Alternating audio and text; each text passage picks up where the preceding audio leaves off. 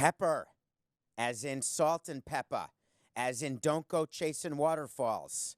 No, it's Pepper, as in Pepper Johnson. Folks, are you aware that Pepper Johnson, the former Super Bowl winning linebacker for the New York Giants, is the defensive coordinator of the new XFL team called the LA Wildcats? They had one game. The first game, he's already been fired. This makes impatient people in baseball look super uber patient. Are you kidding me? They actually took their captain of their team in LA, lost the game, released the captain, and fired the defensive coordinator for giving up 37 points in a 37-17 game. I need answers. I need the head of the Wildcats to stand up, the owner, the president, the GM, somebody. Explain to me why he's no longer a good fit. After one game, Pepper Johnson, one of my heroes, not a good fit. MLB is in the news because we've got spring training. We've got teams hitting the field. Workouts are starting. Let's talk about all sorts of on the field. No, we still have to talk about some off the field stuff.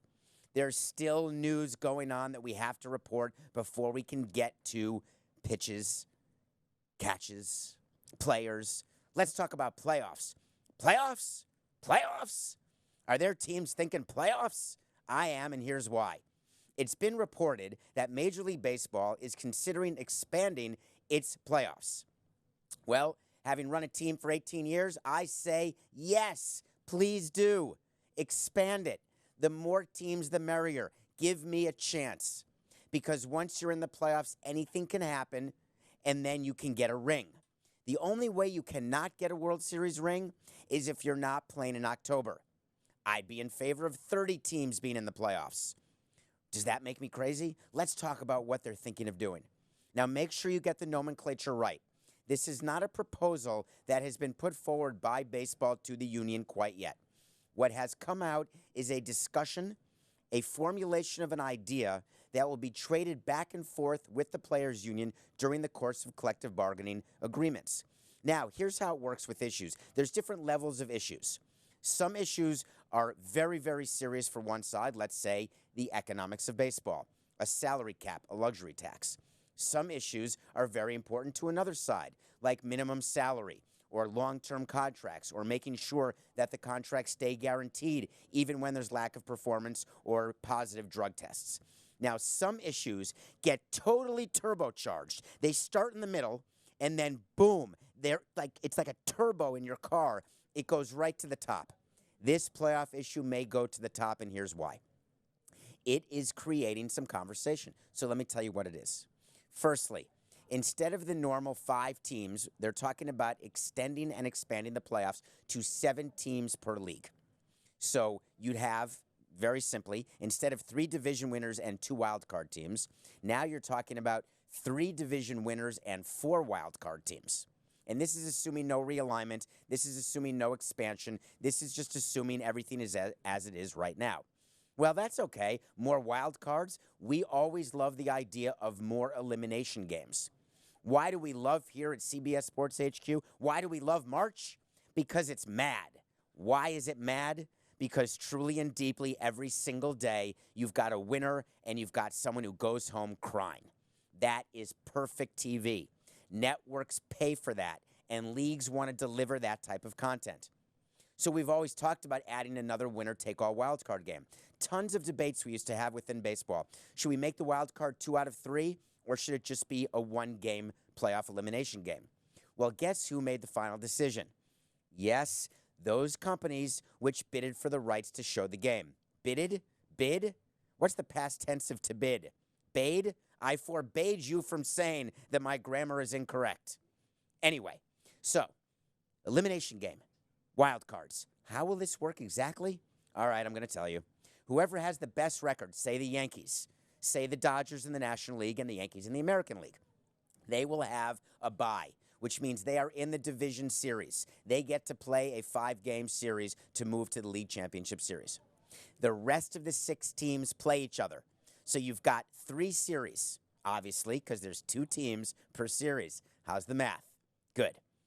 The team with the best record of the remaining 6 playoff teams who has won the division gets to choose which playoff team of the bottom 3 wild cards they want to play. Hold on.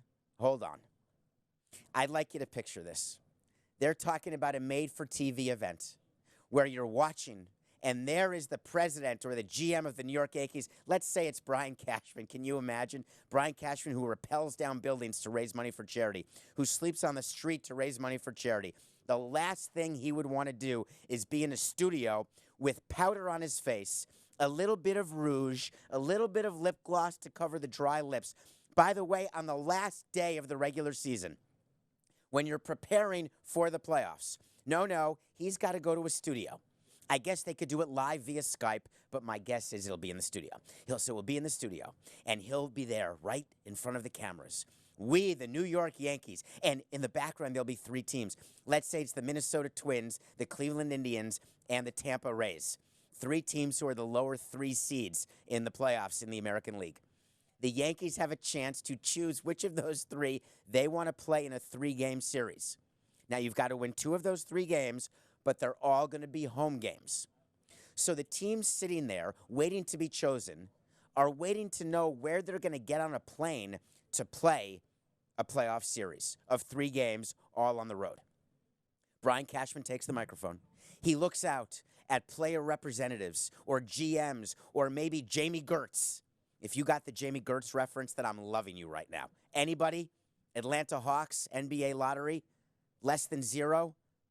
In any case, they're sitting there. Tampa, Cleveland, Minnesota. Brian Cashman takes the microphone, and he says the New York Yankees, with the first pick in the 2022 playoffs, choose to play a 3-game series starting Tuesday night against, and they go to commercial.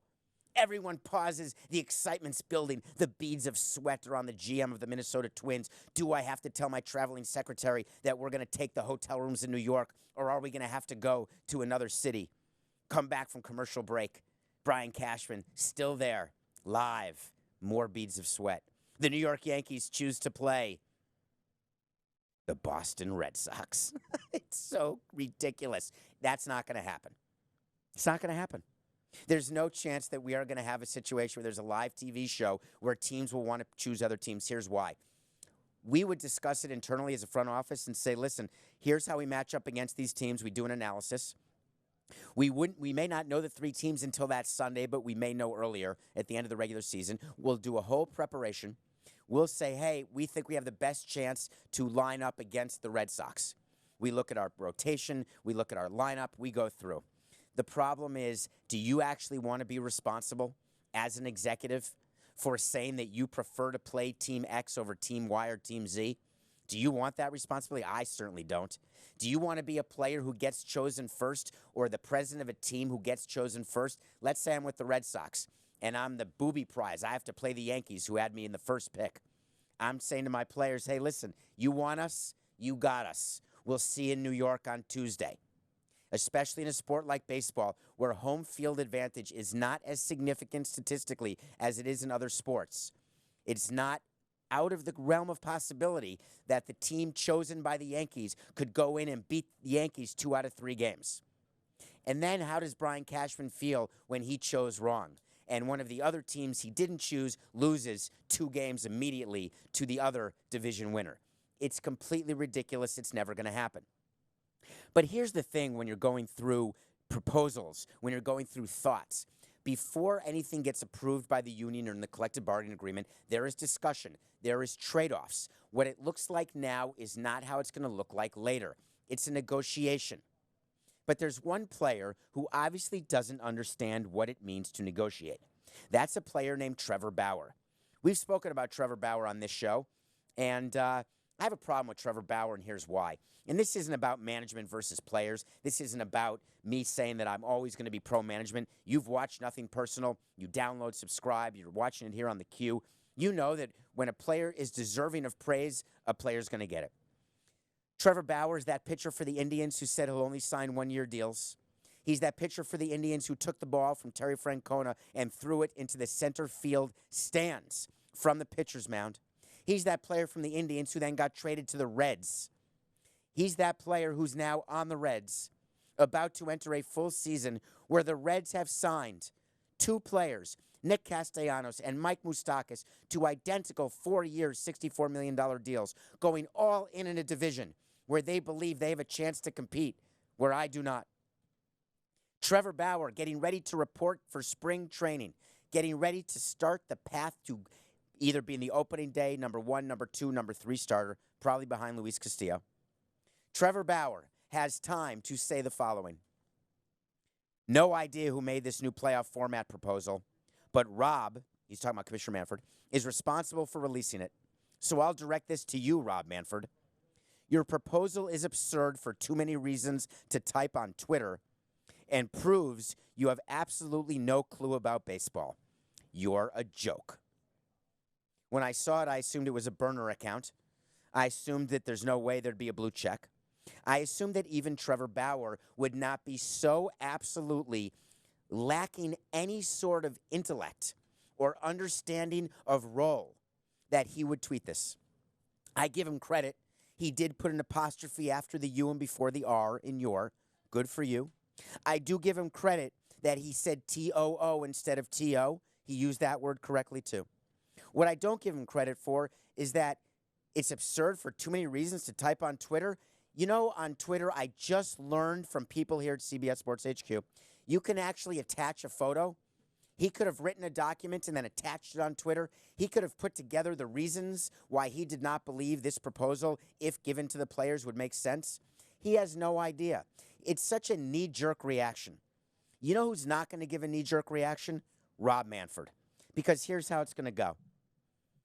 The part of Rob Manfred today will be played by David Samson. The part of Bob Castellini, the owner of the Reds, will be played by David Samson. The part of Trevor Bauer will be played by David Samson. Bring, bring. Hey, Bob.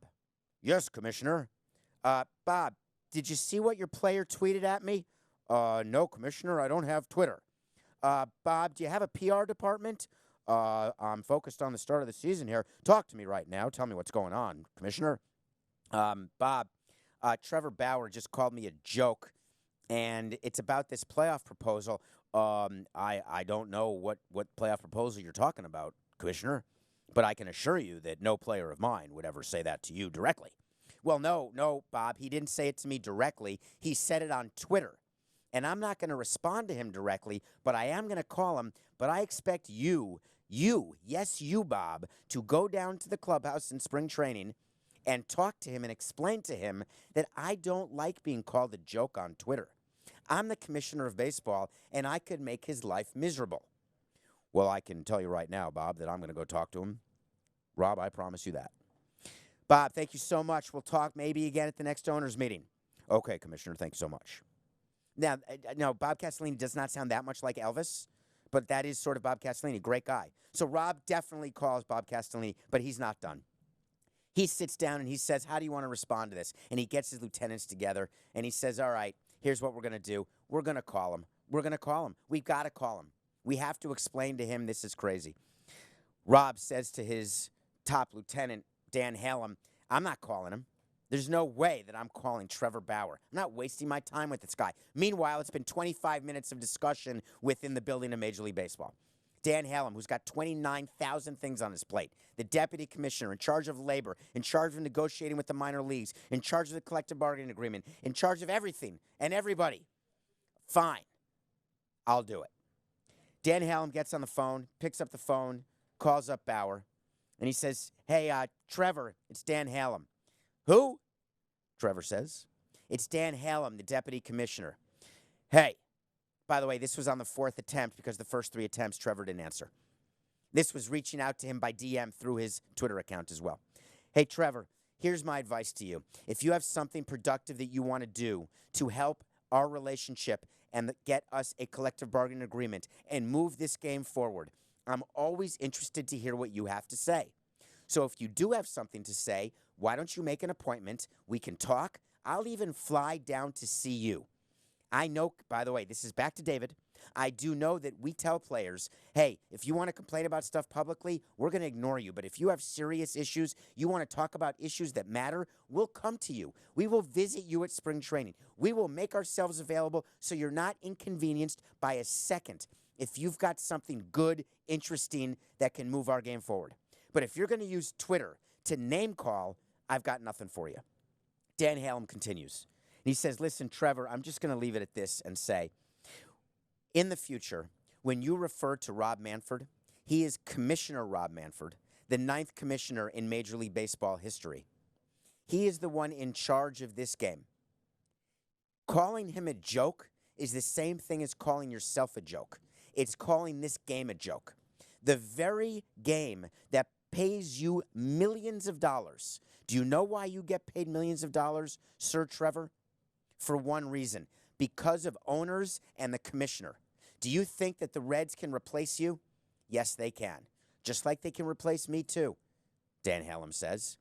The game will always go on.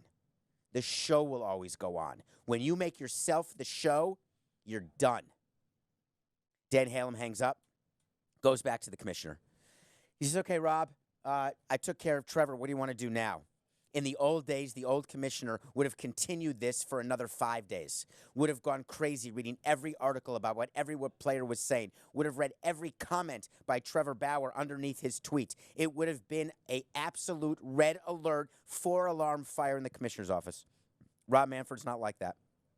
He took care of the issue. He spoke to Bob Castellini. He had Trevor Bauer spoken to. He's done. He's good. He's going back to the other issues at hand, and believe you, he's got many. He's got to deal with the Red Sox. He's got to deal with making sure arbitration finishes off fine. Then he's got to start visiting spring training facilities when he's down here in Florida and maybe a trip to Arizona. And on top of that, he's got to start thinking about the overall collective bargaining agreement while trying to keep 30 owners happy who not only elect him but also pay him. So if you think that Rob Manfred is going to obsess over any sort of negative publicity or obsess over anything that one of his players is going to say, then you don't know the commissioner. And I do know the commissioner. And I promise you that he is firm, he is fair, and when it's done, it's done. So Trevor can do all he wants with his tweets, call it you're a joke. He can do anything he wants to bring attention to himself. And at the end of the day, this new MLB playoff format, something will be implemented. There will be expanded playoffs. And the reason is that that will enable the entire league to get more money in its next broadcasting deals, which will allow, by the way, Trevor, more money to go to you if, in fact, you were ever going to get a multi-year deal, which you're not. So we were talking about broadcasting. We're talking about how it is, why you're trying to get the more playoff games, the better. You need more playoff games. You want more playoff games. That's how the package gets bigger. The NFL has figured out something terrific. They've got a product. They've got 16 games. We talked about what they want to do is get to 17 games, a 17th game for every team, more programming, maybe expand the playoffs again, which I think they will. But then something came out yesterday that I have to mention on the show because this is definitely nothing personal. So here's how it works with networks. You've got CBS and Fox who have the afternoon packages on Sunday. And then you've got NBC that has a night package on Sunday night, and ESPN/ABC has a night package on Monday. So when you're the NFL, you're actually negotiating with 4 entities, and all 4 of those entities have separate contracts with the NFL. For whatever reason, there is something called flexing.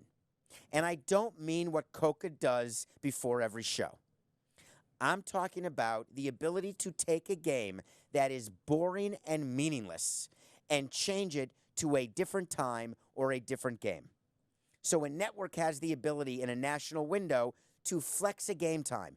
If it were going to be a 1 o'clock game, it can become a 4 o'clock game. If it had been 4, they can make it 1. So the Sunday day networks have that flex ability. Do you like that? That's sort of a single entendre. Then you have the night packages where there is the ability of NBC to change games, to actually flex games to Sunday night from Sunday day. You've got that ability. There's certain rules and regulations. There is now a rumor that the Monday night package will also become a flex night, and people are losing their minds. Meanwhile, I sit here watching the NFL always. As an MLB executive, let me illustrate what I did when there was stuff going on with the NFL. Anytime an NFL player got arrested, anytime there was any labor issue with the NFL, anytime there was anything, I would always say publicly, hey, I want everything in all sports to be good, right? Because every ship rises with the tide. So if the sports world is healthy, the business world is healthy, it's better for MLB. But secretly, you're always rooting for the NFL, the NBA. You want them to take a misstep so MLB can, get better. So when this is going on, I'm basically sitting home. I've got a big bowl of chips. I've got my salsa. And I'm eating, and I'm eating, and I'm getting so full that I can't move. And I'm doing it because I'm hoping. Right on Twitter, it's popcorn. There's that GIF that you're eating, gaff, that GIF thing, GIF, that you're eating popcorn, Boomer. And so I don't do that. I do it with chips and salsa. The NFL has a problem with a PR standpoint. Because if you flex a game from Sunday to Monday and off Monday back to Sunday, that impacts everything. When you change game times on Sunday, you're really only impacting when your charter leaves after the game or when you get back home if you're playing at home. But if it's a Monday night scheduled game, and the whole reason this is happening is that the Monday night games this season were brutal. And I don't mean because of the announcers. The matchups, more than once, were impossible to watch. Of course, people watched them, more so than the Oscars. Did you see that, by the way? That a normal Sunday afternoon game on CBS. By the way, thank you, and my car thanks you. More people watch Sunday afternoon games on CBS on a random Sunday in the middle of the season than watch the Oscars. That is both a huge compliment to the NFL and a nightmare for the Oscars. Something's got to change. Something's got to give. You're never going to beat the Super Bowl. You're not going to beat a playoff game. You're not going to beat a big matchup. But a rando Sunday game, the Oscars had 23 million people, down from Titanic in 1998, had 55 million people watching. It was down to 23 million this year. That sort of audience erosion is what ABC, ESPN, CBS, Fox, everybody is trying to avoid. The way to avoid it is you need compelling stories. The way to avoid it is you need to have games that matter not just to the gamblers. Now, we can absolutely cow now? Hi, cow.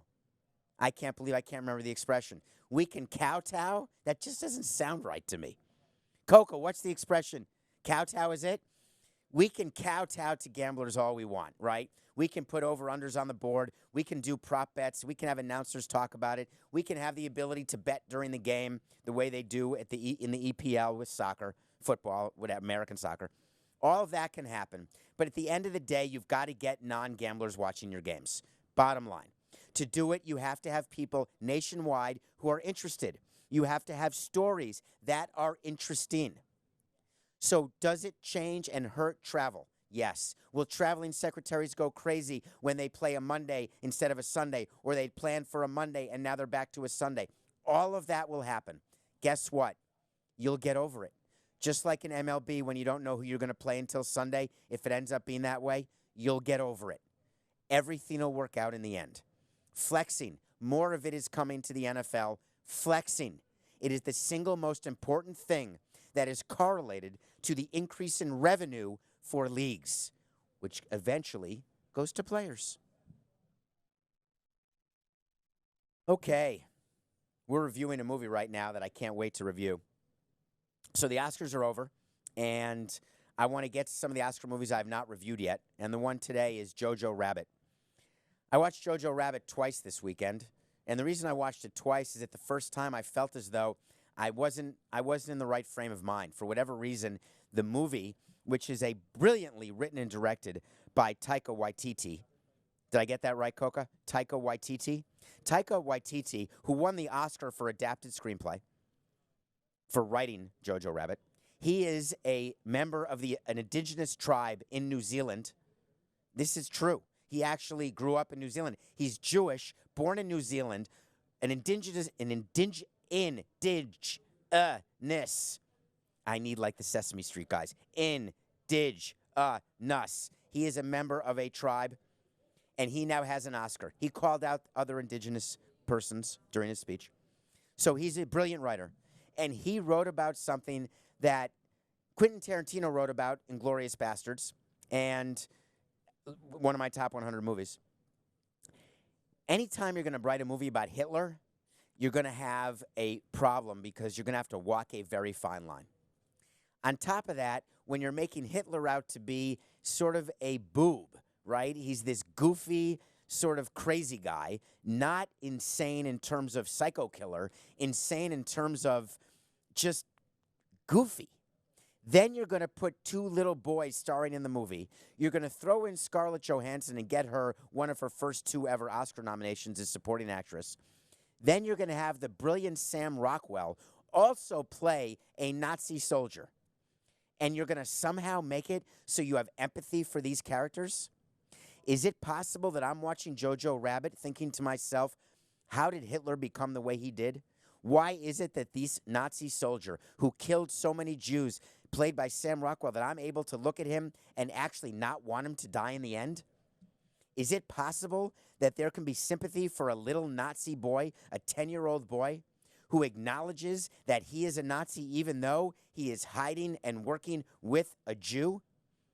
These are questions you ask yourself, and you wonder to yourself as you're watching Jojo Rabbit, is this what Taika Waititi had in mind? Or was he not going for that at all? He was going for straight entertainment. Well, I have my answer when I watched it for a second time. Jojo Rabbit's brilliant because it's both. He actually took characters who are absolutely despisable, despicable, heinous, disgusting, historically criminal and evil, and he made it, every one of those characters, in a way that you don't forget that their overarching sort of raison d'etre was evil. You don't forget the 6 million Jews that were killed. But yet you also are able to watch the movie and listen to the dialogue, listen to the prose. You see the words that are written on a page, and you recognize the brilliance of the writer and the fact that you allow yourself to suspend disbelief for a moment and to be entertained by the possibility of the story of Jojo Rabbit. And that happened to me on the second time. When the movie was done, I had a tinge of guilt. Guilt as a member of the Jewish community, that I would even review a movie like this, that I would see a movie like this, that I would vote for it to win an Oscar. It is hard for me to ever give a bigger stage to someone like Hitler. He doesn't deserve a stage. But then I'm remembering that if we don't learn from the past, we are condemned to repeat it. And this movie has a chance to teach young people who may not remember or view the Holocaust as far deep in the past as maybe the Civil War or the Revolutionary War, because so much time has passed in their mind.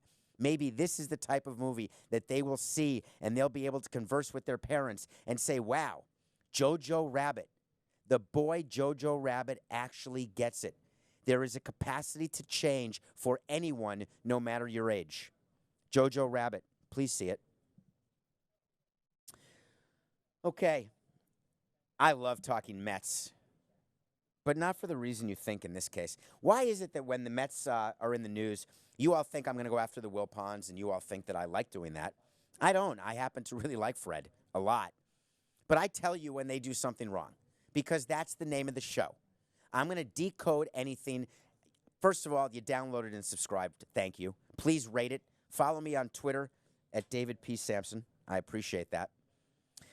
Make sure you ask a question. I'll do a bonus pod at the end of the month. Ask me anything. So the Mets got criticized yesterday. They just have it wrong. Here's the story. The Mets got $57 million to rebuild and redo and refurbish their spring training facility in Port St. Lucie. 55 of the 57 was public money. This is normal. Florida, definitely. Arizona, definitely. Public money is used for spring training because Port St. Lucie, during the months of February and March, there is a buzz there that does not exist the rest of the year. It behooves Port St. Lucie to allocate its dollars that way. It's their choice. They do it because it makes financial sense. So the Mets redid their home clubhouse at spring training. They redid it. It's gorgeous. but they're getting criticized because minor league players who play there all year long are not allowed to use the major league clubhouse during the course of the season. And the Mets are being criticized.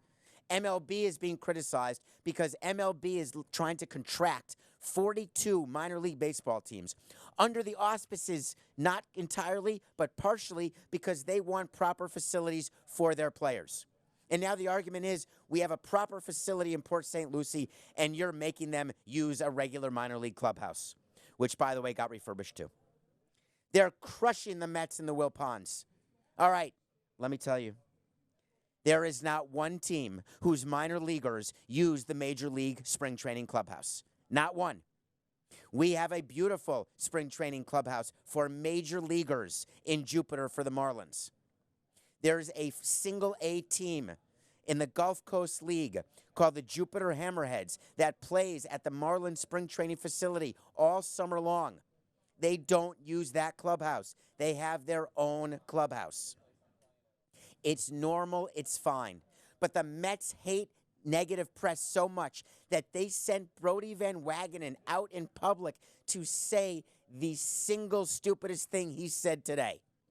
He said, the reason why we have minor leaguers not use the Major League Clubhouse is that we want minor leaguers to see what they're working so hard for, to see what it is they get as a reward for making the big leagues.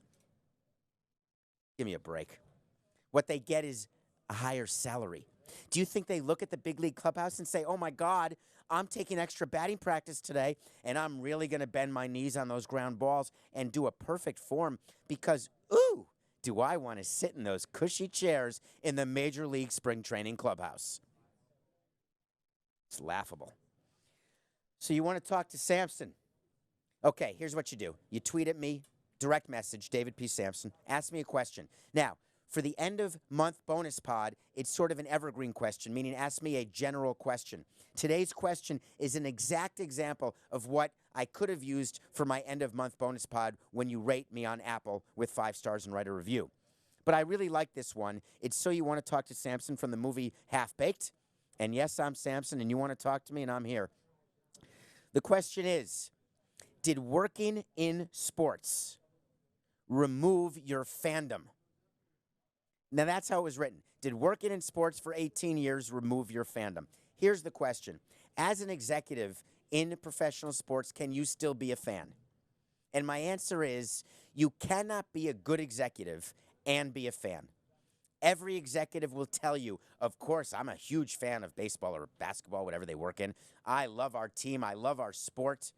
That's them trying to, what's the word I want to say? That's them trying to make believe they're one of you. Trying to make believe they're just like you, the fan. I'm here to tell you what's real. There's not one executive who's a fan if he or she is a good executive, and here's why. I can't allow myself to be a fan. When I was a fan, everything I thought, everything I did was based on my love of my team, my blind love of my team. No matter what happened, I loved my team. We'd win, we'd lose. It didn't matter because I had a connection to the name on the front of the jersey. I had connections to the name on the back of the jersey, to coaches. But I knew, even as a kid, coaches come and go, players come and go, winning seasons come and go. But my love, my heart was given to my team. Every decision I made was based on my heart. As an executive, not one decision is ever based on your heart, because when you do, you make the wrong decision. As an executive, every decision is based on the business of your team, on making your team a better team on the field, off the field. The biggest regret I have from 18 years in the game is that I'm not a fan of any sport anymore. And I talk about sports on Nothing Personal. I love it. I talk entertainment, politics, sports. I love them all. I love sports. But the question you asked me on So You Want to Talk to Samson was about being a fan. Can you be a fan and go to a stadium and spend the entire time looking around at the signage and measuring in your head what each sign is and how much money that team got for that sign? Or walking around to every concession stand and comparing prices of hot dogs, beers, looking at the combinations, the types of food? looking at the ingress and egress, going in and out of different exits to the ballpark, seeing how long it takes. Looking down at the office spaces or looking down at the different sections, looking to see how many employees, how many ticket takers, how many ushers. Is it possible that you can be a fan of hot dogs when you've seen how sausage is made? Is it possible when you know that movies are make-believe and that they're made 1 second, 1 minute at a time, and that they're taken out of order and shot out of order, and that there's CGI and make-believe and special effects and stunt doubles, and what you think is happening is not happening, who you think is doing it is not doing it? When you know all that, does that make it so you don't love the movie as much? For me, it did. I don't want to know what goes on in movies because I love them. I don't want to work in the movie industry, although I went on set with the Three Stooges, as we talked about on our bonus pod, and I loved it for a day, but I don't want to know what goes on to make that sausage because I love the movie. As a fan, I don't want to know how much work is to be done to make it so I get to enjoy the game. I want to enjoy the game. When I want to learn the inside of what it is to be an executive, I'll tune into Nothing Personal. I'll hear the stories. I'll see what it is from another angle. But for me personally, I can't go back. It's a bridge too far traveled. I've tried. I've been out of the game for 2 years. Do you know I haven't been to one game? I've not been to a baseball game since the final game where I was the president of the Marlins. Not one game. As visitor in Miami, anywhere. I miss it. The question is, do I miss it enough that I can go? And if when I do go, will I be a fan again? Or will I spend the time looking around and calculating, hey, what's this guy doing that I didn't do? What's this team doing that's different than what I did? It's very, very hard. So the answer is, and I appreciate the question, I'm not a fan anymore. I don't believe executives can be fans. And working in sports for 18 years, 100% literally removed my fandom. Thank you very much for saying, so you want to talk to Samson. Okay, pick of the day. Did anyone watch the game last night? I'm sure a couple people in the studio did here at CBS Sports HQ. The pick of the day was the Raptors going for their 15th straight. And I told you, right, it's the trend is your friend. And we had, I think we were giving 10 to the Minnesota Timberwolves, where there was irrational exuberance, totally irrational exuberance over the Timberwolves and the trade. And I know you did what you were supposed to do. You took the Raptors and you got yourself a win. Yeah, we're back to 500. Even though the rest of this season, the rest of my career is under protest because I was forced by Coca to make that XFL pick. That will never happen again. Every pick from now on will be my own. Nice try. Okay, tonight's pick, Celtics. Celtics getting 2 in Houston. How could I be going against the Rockets? The Rockets who just traded Capella. The Rockets who are trying to do something that has not been done, playing with 5 starters, all of whom I think are 6'6" or under. It's like 5 Charles Barkleys. You've got Harden, you've got Westbrook. It's a panoply of players, all of whom are like me. Why is it that I am saying the Rockets, it's not going to work? Is it because I'm still angry at Mike D'Antoni for how he did with the Knicks? No. Is it because I love the Celtics? No. Believe me, that's not what it is. It's because the Celtics are actually the better team. And I find that when you are a home team and you're only favored by 2 points, it really means you shouldn't be favored at all. So not only is my pick the Celtics +2, I'm going a double pick today.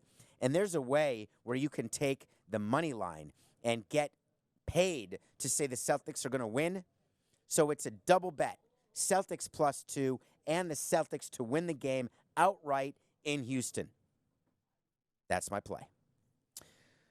Okay, we end every show with a wait to see. Some of them are shorter than others. This is actually a long wait to see because there's a lot going on here. And I wanted to make sure that we had time to do it all, and I think we do. So wait to see is something I do, and I keep track of everyone. This is episode 73. There's been a wait to see every time. When I'm right, I'm right. When I'm wrong, I'm wrong. But I'll tell you. Remember, accountability matters to me. Well, the Betts deal has become official. I was about to say Roland Betts. Roland Betts. That's funny. That's a Yale connection. That's a in New York, Chelsea Piers connection. But no, it's Mookie Betts. The deal is official. And I said the deal will be different than it was at first reported. And it was. The actual deal was different. The Dodgers ended up taking the player who the Red Sox did not want. So I'm giving myself the credit of the wait to see. We spent a lot of time on this trade. We talked about it from all angles. We said, why are the Red Sox doing this? How could you give them an A for the trade? And I did. The reason I gave them an A is that their goal was to get below the luxury tax. And they did. When the deal was blowing up, there were all sorts of rumors. Maybe the Red Sox were getting bad press and maybe they were going to walk away from the trade. Maybe they realized they were making a huge mistake by trading Mookie Betts and David Price. And I was asked by tons of radio stations where I did interviews, I was asked by people here in the studio, are the Red Sox still going to go ahead and do this trade? And I said, yes, it's a guarantee. The reason is the Red Sox had one goal. They had to get below the line where they don't have to pay a penalty by going over the luxury tax. So why is it that John Henry and the new chief baseball officer, Chaim Bloom, they always make things worse? This entire season, off-season, they have made things worse. They did a press conference when they fired Alex Cora. It was a disaster. We went through it here on this very show. Now, they trade Betts, they trade David Price, and they both release statements. I'm going to start with Chaim Bloom because Chaim Bloom has been in the Red Sox organization. You measure it in months, not years. He releases a full statement. Mookie and David have written chapters in our history that will last forever. No, the Red Sox beat your team. You would say Mookie and David have written chapters in Red Sox history that will last forever. It's not our. They are special both on and off the field. We're so grateful to them for the joy that they've brought to Red Sox Nation. Our overarching goal is to maintain a talent base that puts us in position to win as much as possible for years to come. That goal was front and center for us as we considered this trade. Let me tell you exactly what he means here. We knew very well that we have a payroll where we have to be not just this year, but over the next coming years. And we know that with Mookie Betts on the team that we were going to be in violation of the payroll threshold, and then the tax money was going to be taken away from next year's payroll. And while maybe we could have kept Mookie Betts this year, it would have had a deleterious impact on our future years. And given that we've won 4 World Series championships since 2004, I was brought in as the chief baseball officer to win another 4 championships over the next 16 years. That's my goal. To do it, I had no choice but to get under the line, and so I did. I'm happy with that. Just say that. John Henry makes it worse. This is John Henry, the principal owner of a team, giving a 2-paragraph statement, one for Betts, one for David Price. I'm breathing. In trading a great player, comma, a beloved player, we recognize how incredibly difficult this is for fans who fully understand just how special Mookie is. While the organization in its entirety very much wanted to see Mookie in a Red Sox uniform for the length of his career, we believe in this decision as we are responsible and accountable for both the present and the future of the Red Sox. We thank Mookie for his incredible contributions, both on and off the field. Okay, when you trade a player like when I traded Miguel Cabrera or Carlos Delgado or any sort of number of MVPs and phenomenal players I've traded over the years, you'd never hear me with a statement like this. Here's why. The reason why you're trading Mookie is just money, obviously. Why not just say it? Why not just say, hi, I'm John Henry. I own the Red Sox. It's my money, not yours. We've given you 4 championships. We appreciate that you're great fans of the organization. We're trying to win more championships. We have not found a way to do it by having one player make up such a huge percentage of payroll. We could give Mookie his $40 million a year. We could have a payroll of $250 million, and the math still does not add up. One player being such a high percentage, we want to spread the money around. We didn't expect J.D. Martinez to opt into his contract. We were praying that he wouldn't. At the end of the day, once J.D. opted in, there was no choice but to take money off the books. And by the way, who was going to take David Price? We can say how great it is that he won the division for us and the World Series. We can say that he's part of postseason lore.